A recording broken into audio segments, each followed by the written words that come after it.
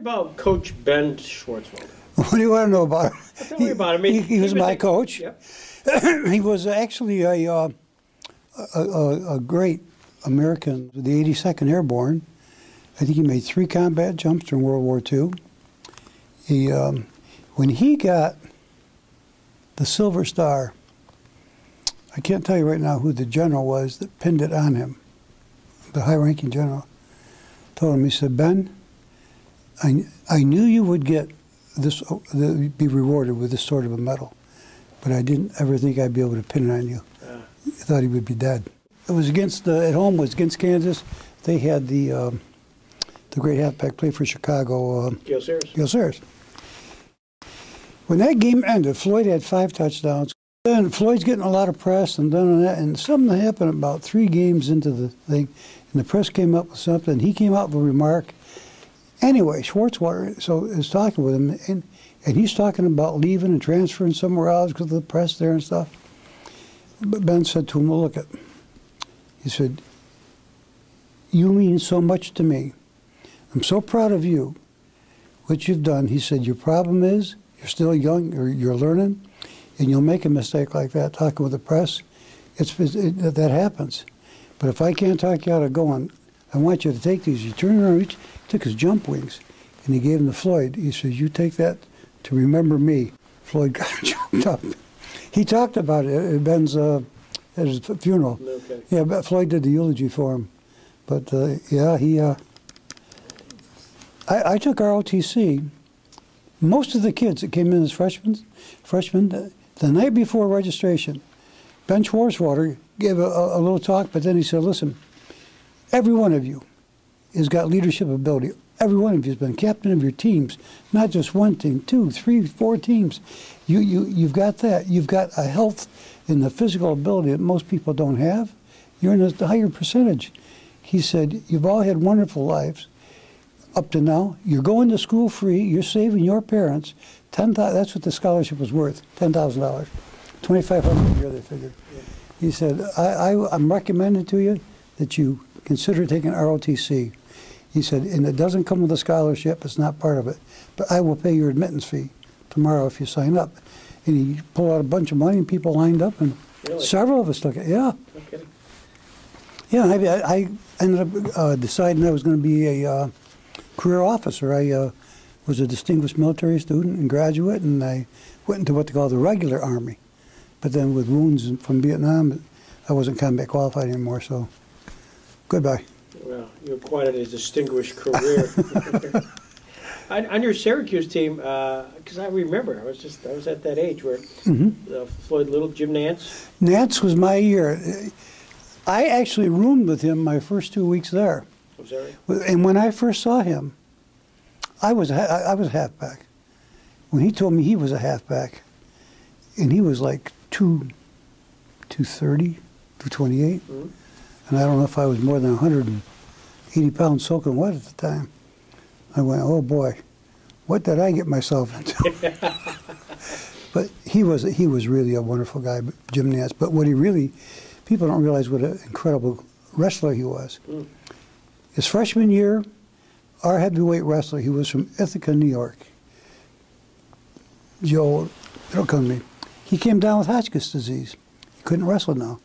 So what they would do, the freshman would wrestle first, then the varsity, no matter if you're Lafayette, Penn State, whoever you're wrestling. So Nance would go out and wrestle, and he never lost his freshman match. Then they would default on the varsity match, give up the 5 points, but Nance would go wrestle the person anyway. Never lost one. His sophomore year, undefeated. His junior year, undefeated until a match. That year they held him at Cornell. They gave him a 1-point penalty for stalling, they called on him. The other guy got it from Morehead State. So Nance said he's going to quit. And he wouldn't wrestle the rest off, and they blasted him. Because in those days, they wanted to know who 1, 2, 3, and 4 were. So if 4 guys wrestled Friday night, the 2 are for the championship, and then the other 2 are going to wrestle for 3rd and 4th. He left Cornell. Well, he got blasted for doing that. And Carlin, the coach, came to Bo the next year and said, "Bo, you got to help me out." And Bo went undefeated again, national champ heavyweight. He used to let me put, I wrestled 177, not for SU, but when I was in a prep school against college freshmen. I wasn't bad, but it was a joke with Nance. Nance would let me, he would say, come on, man, put me in any position you want, a pinning position. He said, you tell me when you're ready to go. It was just, it was awful. Ben, you had such a legacy at Syracuse, certainly with the Jimmy Browns, the Ernie Davises. Davis was from my hometown. Was that right? Oh, sure, Elmira, that's my hometown. Yeah. I used to come back and forth with Ernie. What kind of guy was he? I actually think he's the nicest human being I ever knew. Right. He is the most unique person. He wouldn't say a bad thing about somebody. He wouldn't tolerate. You know, if people start making fun of somebody, if somebody's got a problem, he wouldn't stand for it. So you don't need it, man. You don't need it. Right. He didn't want to see anybody picked on, made fun of. He was a very sensitive guy. Sure. But boy, he was a good athlete. He played other sports, too, didn't he?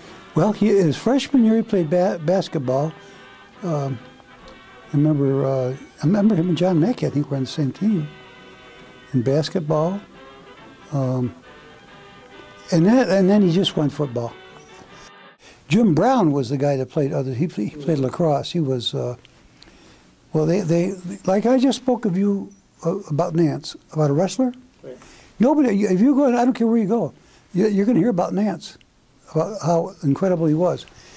Well, that's the way they talk about Jim Brown. If you talk to a lacrosse player, right.